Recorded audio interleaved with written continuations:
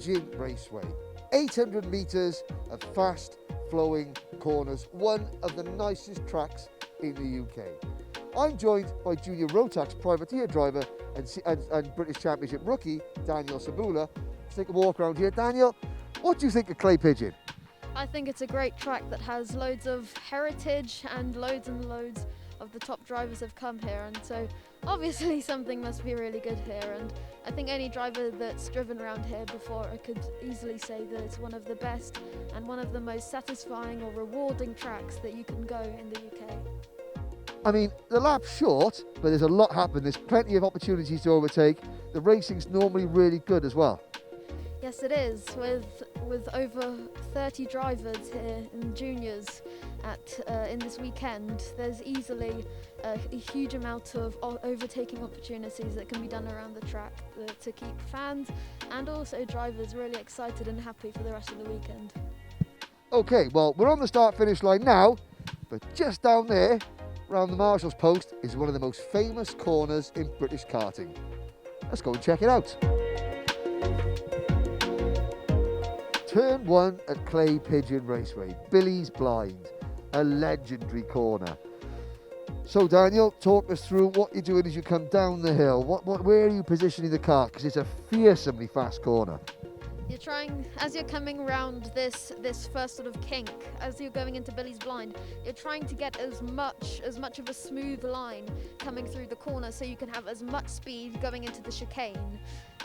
This corner is very well known for all of its overtakes from the likes of Jenson Button to many others that are absolutely legendary in the motorsport world. Now, you know, obviously you can defend coming into the corner, but then if you defend coming in, you go all the way around, you know, into the chicane. You can have a little stab at the inside into that chicane. It's all really one corner, isn't it? Yeah, it is all a very fast flowing corner. Honestly, for a driver, it's just trying to find any sort of position that you can on the track whilst trying to go as fast as you can, because that's what a racing driver is built to do. They're built to drive fast around a corner. Now, that chicane, there's a little bit of positive camber on the two apexes. You can really attack it, but if you attack too much, you're going to compromise yourself on the run down towards Sturmey Straight. Yeah, it really is a bit of a tricky complex over here, running from Billy's Blind over to the hairpin all the way down there. All of this until the hairpin is all really connected well, because if you get a good enough braking point and line going through the chicane to the hairpin, you'll be miles ahead of your competition. But if you brake too early, or if you accelerate too early, accelerate too late, turn a tiny bit too early, then you're going to compromise your line, and you're just inviting yourself to lose around a second possibly per lap. Okay, well, you've mentioned the hairpin several times. Let's go down there and take a look. Okay, Daniel, you come out of the chicane, you've got a really good run down the Sturmey Straight, and now you're here. Hands hairpin, a great corner. Camera might not be able to show, but you've got a real lot of camber. It's almost like a mini carousel at the Nürburgring. What are you doing? Are you attacking? Are you defending? If you're in a big pack, then your main objective is just to get ahead, using the camber to try and drive you through the corner. You can rely on it, just like IndyCar drivers. They always rely on the camber to allow them to go as fast as they can.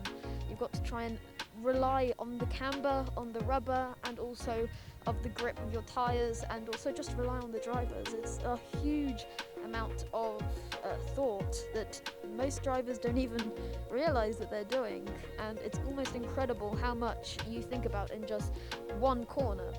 For this corner, for example, you're trying to get a big run out of the corner so you can get to the double left-hander or the horseshoe as fast and as efficiently as possible.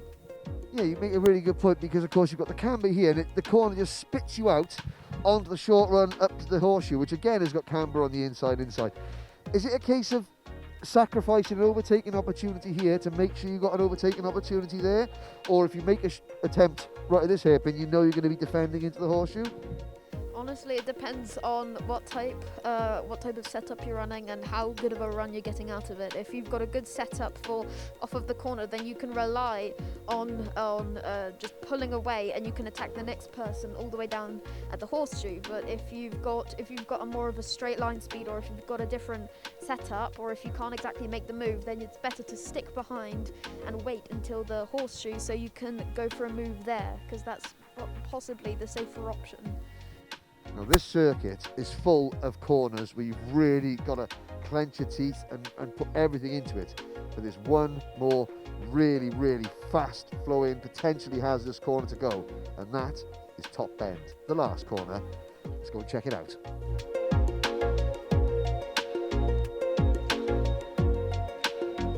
Things happen very fast here at Clay Pigeon, none more so than the final corner, Top Bend. Narrow, very fast, very flowing. Daniel, this is a seat your pants corner, isn't it? You can't really make a move here, but this is so important for the rest of the lap. It really is, especially going down to Billy's blind, passing the pit straight. It's all just one massive blur as you're driving, possibly over 100 kilometers per hour going down the straight, possibly even 120 if you're feeling cheeky going through here. But I mean, you're not braking. You just said you're not braking. You come out from the exit of the horseshoe all the way down to going into Billy's blind. Now that's nearly half the lap at full speed. But you've got a kink. You've got this top bend. Is it a feather on the throttle here? Usually you'd like to let off of the throttle, but if you're feeling a tiny bit brave, then you can feather the throttle going through here just to get you an extra tenth or two coming down straight. Now, the straight is not even that straight. It's constantly turning and weaving.